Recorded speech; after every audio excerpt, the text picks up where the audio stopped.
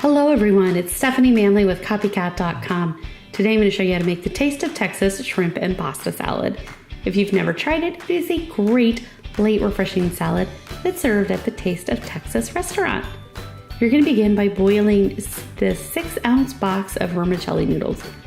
This salad takes no time at all to make, so go ahead and cook these. They only take 5 or 6 minutes to make, and then you are going to put them in a bowl after you drain them.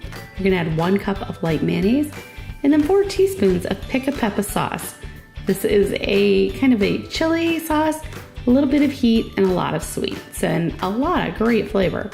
You're going to find it in your steak sauces in your grocery store. So you're going to go ahead and add in those 4 teaspoons of the Pickapeppa sauce, and then you are going to add in some chopped eggs. I've added about 3 hard-cooked eggs in here, so go ahead and add those in. Then you're going to add in 1/2 cup of chopped green onions for a little bit of flavor. And you're going to go ahead and add in cooked shrimp. And you can add about 1 pound of the cooked shrimp. It's really a great salad to make.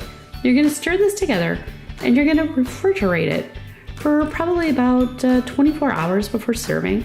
So this is a great make-ahead dish. Just get it all stirred up together, store it in an airtight container, and then you are ready to serve your shrimp and pasta salad. I hope you enjoyed this video. Be sure to subscribe and let me know what you'd like to see next. Thanks for watching.